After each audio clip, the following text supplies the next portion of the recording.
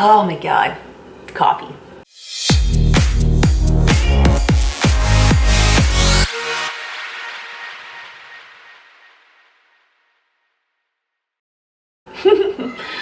Oh, good morning. I am just waking up. It's Saturday morning. It's the day after we did the first CrossFit Open workout. I don't know if you guys are CrossFitters or where you guys are coming from, whoever's watching this, but if you're a CrossFitter or if you are probably friends with CrossFitters, I'm sure you're seeing all over the place, 17.1 CrossFit Open, blah, blah, blah. I know we're crazy, we never stop talking about it, but yeah, so I did the 17.1, the first workout of the Open last night with the rest of my gym, Friday Night Lights. It was super fun, and I definitely feel like a gargoyle. Dave Castro, the director of the games, he drops like hints through his social media, like pictures to try to get people to guess the workouts because they're completely unknown to us until Thursday evening. And gargoyle was one of the photos as far as a hint, and now I can see why, because I'm just like this. I like can't extend all the way. It was a ton of dumbbell snatches and then burpee box jump overs. So it was fun. I actually liked the workout. It was simple. I mean, it was definitely challenging. They're always challenging, but I think it was cool that a lot of people could RX a CrossFit Open workout, at least for the first one. I don't know how much longer some people are going to be able to continue to do RX workouts because there's 5 of them, and usually there's a pretty heavy one in there. But a lot of people got to RX their first CrossFit Open workout, and that was really cool. I liked it a lot. I'm super out of CrossFit shape. Following this strength cycle for the past 3 weeks. I love it. I feel stronger. I feel great, but I have not been breathing too heavy as far as, continuous work. I mean, 2 of the days on the strength program that I'm on are kind of like circuit days, and I mean, your heart rate is getting up and you're going from movement to movement with like 10-15 seconds rest in between. So there's definitely plenty of an aerobic response to that, but it's just so different than CrossFit. It's a totally different feeling and goal and strategy for a workout. So did the workout last night. Felt pretty good about it. I did it RX and I finished at 1656, which is pretty good for me. The best in the world are finishing around 10 minutes or something like that. So you look up at the clock, 10 minutes, and you're not even like halfway done. You're like, what the fuck? They're not even human.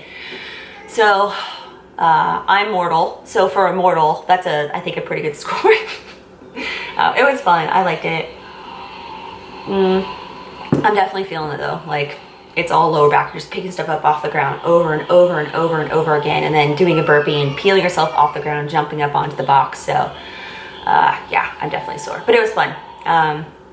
It definitely made me excited to get back into CrossFit when I'm done with this 12-week cycle, or 12-week program rather. This was week 3 of a 4-week mesocycle. So they break it up into 3 mesocycles. There's week 1 to 4, and then 5 to 8, and then 9 to 12. And so I just wrapped up week 3. I only missed one of the training sessions, and I did that on purpose because I knew I was going to do the open workout on Friday. I just, we don't know what it is until Thursday evening. So I skipped one of my lower body strength days, which had the snatch grip deficit deadlifts, because that trashes me. Like, those are really, really difficult. So I skipped that because I didn't know what was going to be coming up in the Open, and I saw that Dave Castro dropped that gargoyle hint picture. So I'm like, oh man, people are going to look like gargoyles, feel dead, be hunched over, something like that. So I figured it'd be like deadlifts or something like that. So I'm like, I'm not going to blow out my legs before doing that. So yeah, I'll get back on track next week, and that's just how it's going to be for this next, the entire 5 weeks of the Open. I'll probably won't continue to skip days, but I'll probably back off on some of the accessory work that I have been doing. So I'll do all the main lifts, stick to that, but maybe I won't do all of like the small, dumbbell pushing and pulling, and maybe some of the split squats and stuff like that. I'll definitely focus on doing the main stuff, but I feel so well. I love this program. it's made me realize that I can work out 5 times a week, and I'm really enjoying getting back into routine and staying committed to myself. It's a good feeling knowing that you can, set a goal, as simple as it may sound, especially for a gym owner. People sometimes just don't understand why I don't get to work out, but I've been placing everyone else's priorities in front of mine, so I've been sticking to my schedule. I have not missed. I have not been scheduling other things where I reserve time for training. I've just been saying no, and it hasn't been an issue. It's not like I've been any less productive. I've actually been really productive because I'm just getting better at time management, and I'm focusing on just doing one thing at a time instead of trying to multitask, which just doesn't lend for great work. I think focusing on one thing and checking it off the list and going to the next makes you far more productive. But anyhow, so I've been working out 5 times a week. Strength is definitely going up. I don't know, I'm not really sure how my body's changing. I haven't tested my body composition. I'm gonna test that probably Monday morning, so I will show you guys what that's like. Hopefully I see some changes. I definitely feel stronger. I feel great. I don't know how much, if any, muscle mass I put on. It's only been 4 weeks, so that's not that long of a time, but we'll see. The good thing is that I feel like I didn't put any body fat on, which is good. I don't really mind either way. I know that, you're gonna gain a little bit of body fat when you're trying to gain muscle mass, and that's okay. I'm not concerned with that. I don't want to gain a ton, but I'm not worried if I gain, a percent or 2 over the course of, or 3 maybe, over the course of 12 weeks, because I'm just trying to get strong, So training's been well. We'll see what my body composition is like.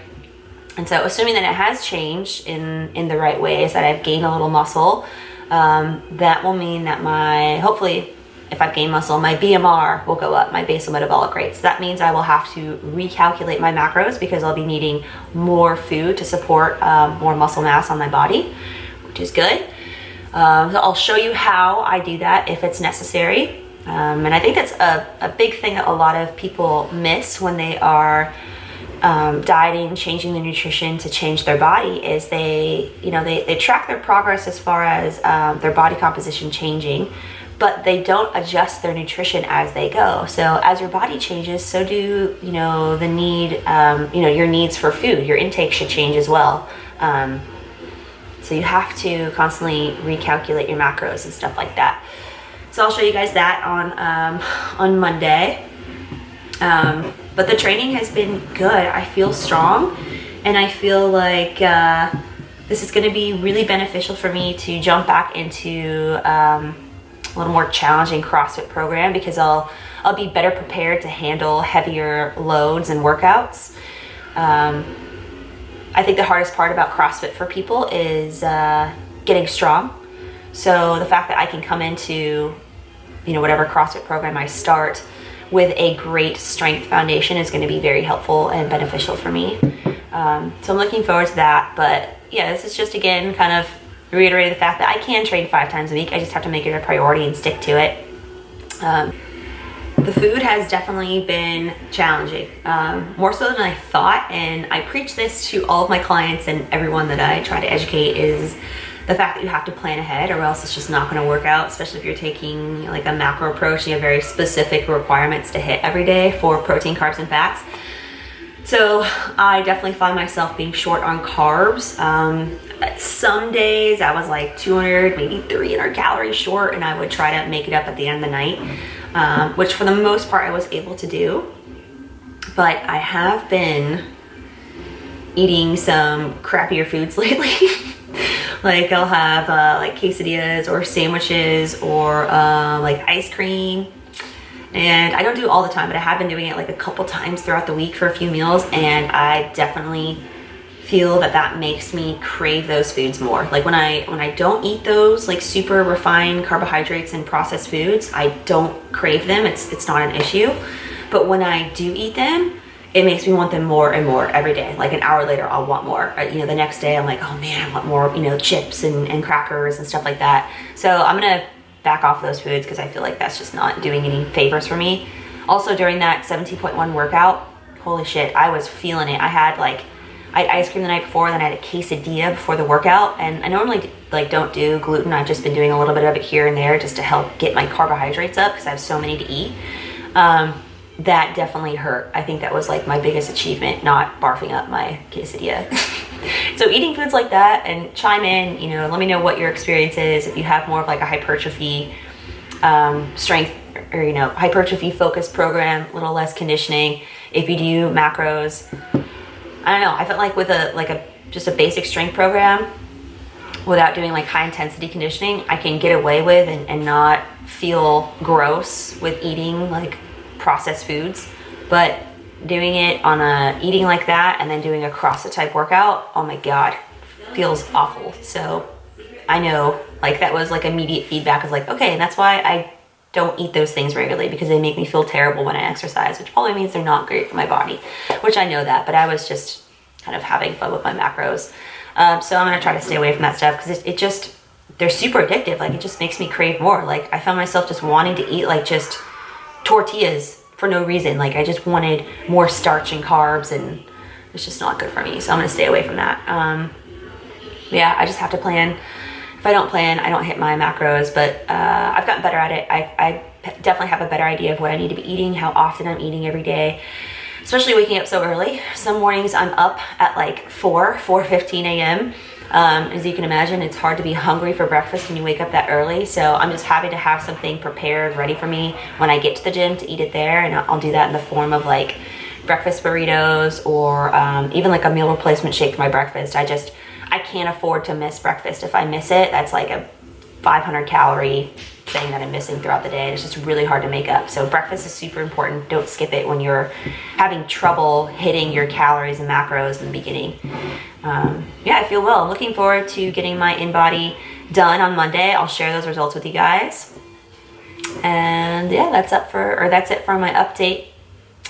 Hope you guys are enjoying this stuff. Let me know if there's anything you want me to talk about specifically. This is kind of all new to me, so I feel kind of dorky talking to the camera and telling you about my day, but I find myself watching plenty of people on YouTube as well. I'm like, oh, why did I just watch a half-hour video on their day? It's like, because it's interesting. So I don't know. If there's something you guys want me to talk about or share more about or give you some more insight into, let me know. I'm happy to share.